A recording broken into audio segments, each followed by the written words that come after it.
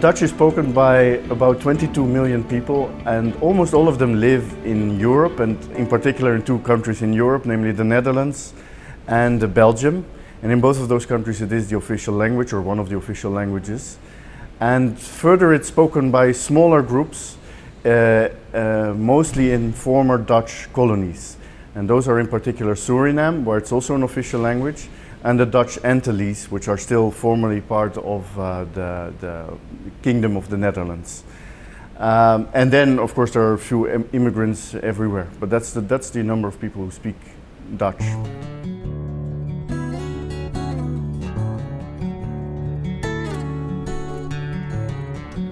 So for this we have to distinguish a little bit. If you want to differentiate between Belgium and the Netherlands. In Belgium there are three official languages, namely Dutch and French and German. And it's very complicated, but basically each of them has their own region, and you can only use that language in that particular region. So the region for Flanders is, for Dutch is Flanders. But there's also Brussels, the capital city of Belgium, and there both French and Dutch are official languages. In the Netherlands, at the state level, there's only one official language, which is Dutch.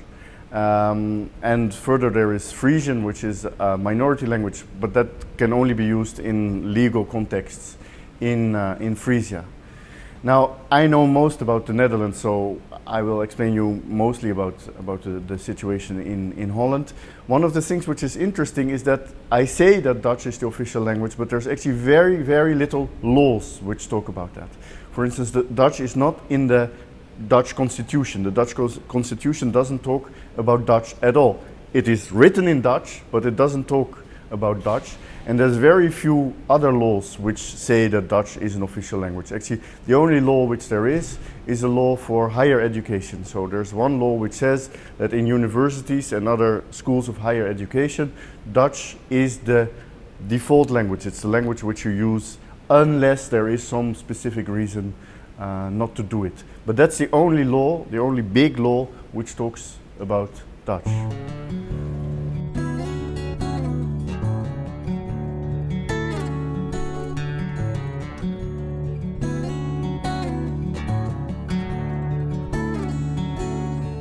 So it is de facto used almost everywhere. So it is, Dutch is used in the Netherlands, it's used in all administrative, for all administrative purposes. So the government never talks to the people in any language other than Dutch, as far as I know.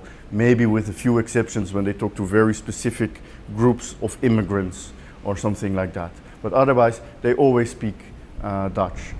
On the street, if you go on the street, it depends, of course, a little bit. If you go on the street in Amsterdam, you will hear tourists and immigrants and people not speaking Dutch. But if you go on the street in a smaller town, which is not so touristic, you will hear everybody speak Dutch. As far as I know, all children who are born in the Netherlands from Dutch-speaking parents also learn Dutch. I don't think that anybody is right now trying to raise their children in English or in some other important or big language. Maybe they will want them to learn it very quickly, but their first language will always be Dutch.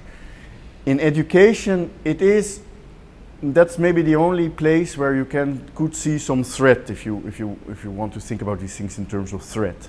So right now, as far as I know, about 80% of all programs at the MA level, at the master's level at universities, are taught in English and not in Dutch. So it's only 20% of the programs which are taught in Dutch. At the bachelor level, that is less, so there's much more Dutch. In the university where I work, in Leiden University, where I teach there, the bachelors in linguistics, for instance, are completely in Dutch, and the masters are completely in English. That's a typical situation. In the primary and in particular in the secondary level education, you see something new of the past decade, and that's bilingual schools. So this started in secondary schools, especially secondary schools of the higher levels, where children get some of the part of the classes, and sometimes especially in the first years, a big part of the classes taught in English. And the idea behind that is that in this way they will learn better English.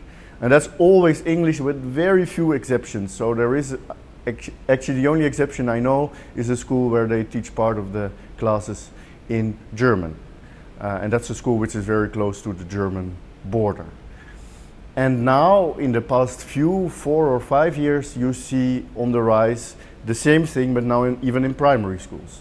So in primary schools, again, children get some of the classes in English at a very young age.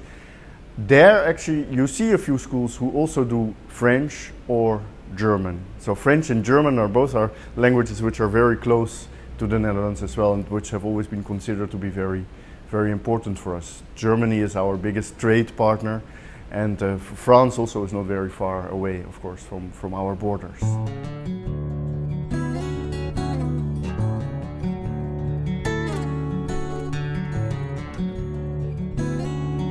The question of immigrants and Dutch is, I think, the most important topic of public debate about language in the Netherlands right now. It's the topic which most people think about and worry about.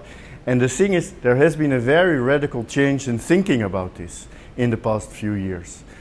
So we had a rather large wave of immigrants coming mostly from Turkey and Morocco in the 1970s and maybe part of the 1980s.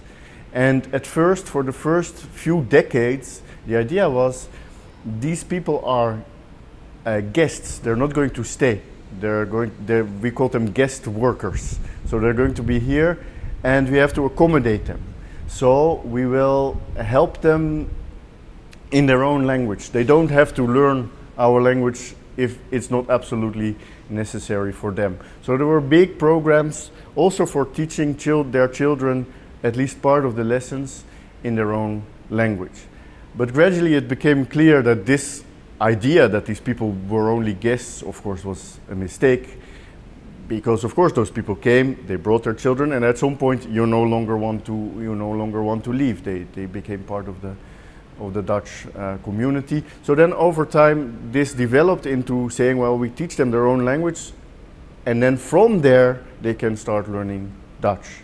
And there were big programs for that until 2004 in Dutch schools. So children from the larger immigrant communities could get part of their lessons in the first few years in their own language, which would get them started understanding these things. And then it changed radically. Then at some point people said, no, now it's enough. We no longer want this.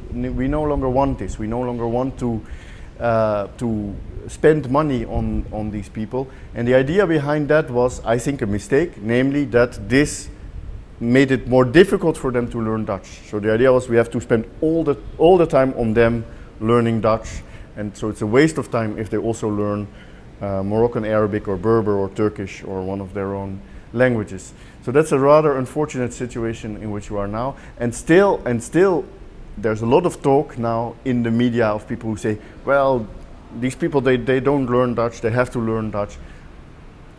As far as I can see, they try to learn Dutch, most of them, because it's very important to live in Holland, to speak Dutch in the end. But yeah, that's not the way it's seen, unfortunately.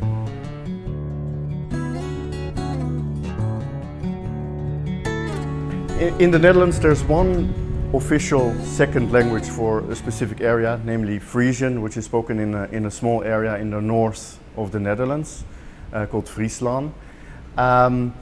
That has some official status as well since the 1950s.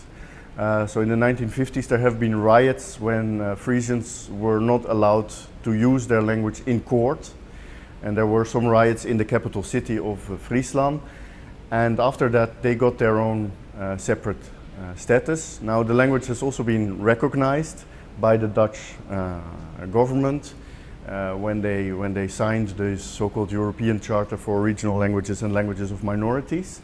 And Frisian is our language, or the main language, which we actually recognized in that way. There's two other languages, regional languages recognized, namely Low Saxon, which is also in the north, and Limburgian, which is all the way in the south and very close to Belgium.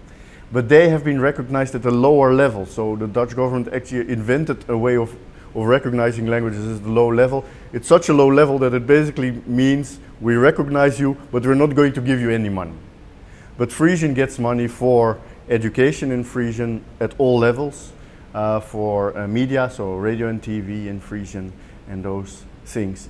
I think most people in the Netherlands are convinced that this is worthwhile. On the other hand, people tend to do a little bit ironic about it. Actually, our present Minister of Culture and Education, in his previous life, before he became this, he was a political commentator on TV, and he once gave a very ironic column about Frisian, whether it's really a language or just Dutch spoken in a funny way with a lot of mistakes. Then he became the Minister of Culture and Education, and as such responsible for Frisian. So one of the first things he then did was actually give a speech in Frisian. So he made somebody translate his speech into Frisian, and he learned it all by heart.